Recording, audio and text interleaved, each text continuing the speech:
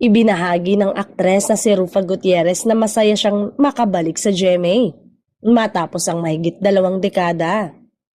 Muling mapapanood sa GMA Network si Rufa matapos ang halos 22 taong pamamalagi nito sa iba't ibang istasyon.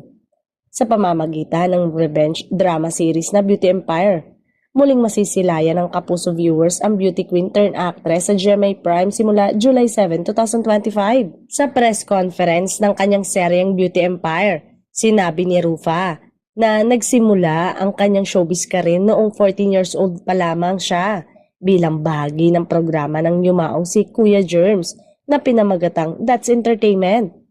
Ginagampanan ni Rupa sa Beauty Empire ang role na Velma Imperial, isang powerful industry veteran na magiging mentor ng papel ni Kylene Alcantara, isang crass but social media famous beauty CEO.